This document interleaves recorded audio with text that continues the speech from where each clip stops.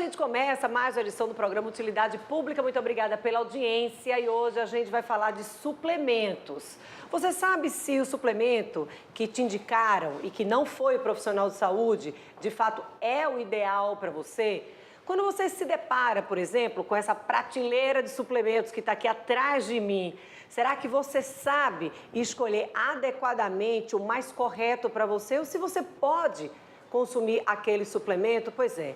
Todas essas dúvidas a gente vai tentar esclarecer no programa de hoje com o nutricionista e preparador físico Bruno, que está aqui com a gente. Missão difícil, né, Bruno? É um mercado desinformado ainda, um mercado muito novo, mas é um mercado muito crescente. Hoje em dia a população já procura ter mais informações, mas não procura o profissional para orientar.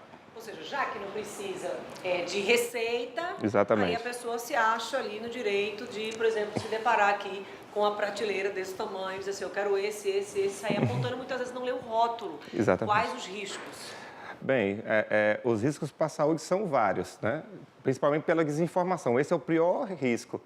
Bruno, eu sou diabético, que tipo de suplemento eu posso consumir? Sou sedentário, tenho intolerância ou alergia a algum tipo de produto que vem no suplemento. Nem a mesma pessoa se conhece, nem ela conhece o produto.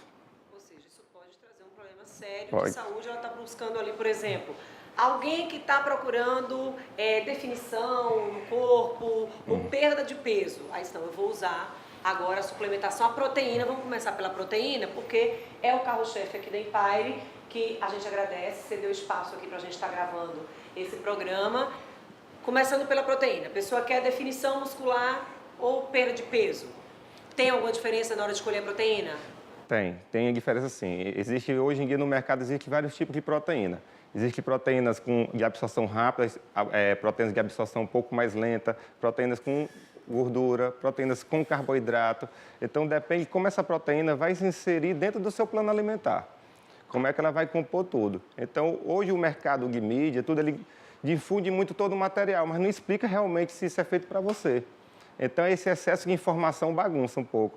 Mas, hoje em dia, tem proteína para todo tipo de coisa. Se eu quero ganhar massa muscular, tem proteína. Se eu quero emagrecer, tem proteína. Sou vegetariano, sou vegano, tem proteína. Sou diabético, tem proteína. E aí você não procura uma orientação e você quer definição, mas aí você chega na prateleira e ao invés de levar a proteína correta, você leva aquela que você vai ganhar Exatamente. massa e não perder. O que deve ser levado em consideração, por exemplo, na hora que a pessoa vai procurar isso assim, além da individualidade, que é o que você está trazendo aqui como ponto-chave. A gente tem batido muito nesse assunto, inclusive a nutricionista Andréa Gonçalves, que também já esteve lá com a gente, frisou muito isso, a questão fundamental de respeitar a individualidade, biológica, que é o que você está trazendo aqui também, principalmente nessa área de suplementação. Exatamente. Tem um passo a passo, uma orientação básica na hora de escolher a proteína, tipo, dependendo do tipo de atividade que a pessoa faça? Depende tanto do tipo de atividade, como do tipo de horário que essa pessoa vai consumir a proteína, como também do tipo de dia a dia que ela leva. Por exemplo?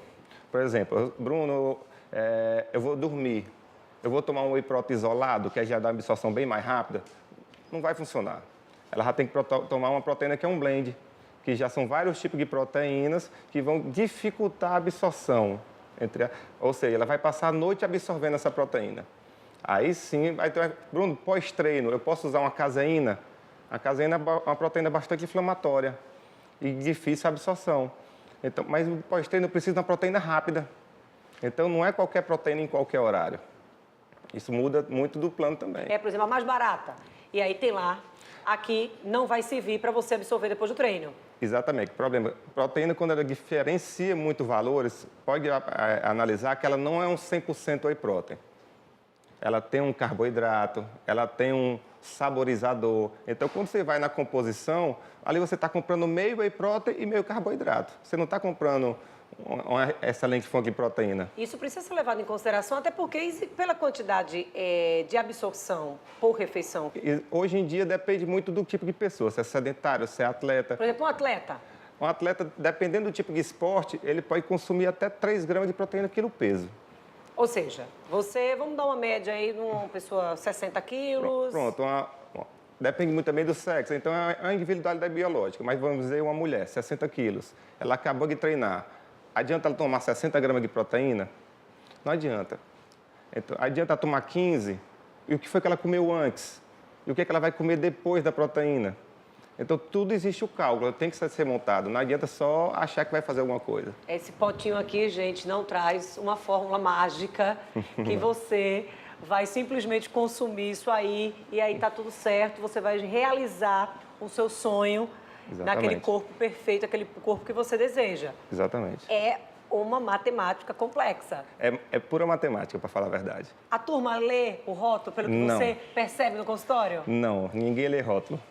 Ninguém lê rótulo. Por exemplo, hoje a gente tem proteínas que vêm adoçadas com xilitol, que é um tipo de adoçante, vêm adoçadas com o próprio açúcar, com maltodextrina, que é outro tipo de açúcar. Que é o diabético, por exemplo. Pronto, ela vai lá, ela compra, o paciente compra uma proteína que tem açúcar.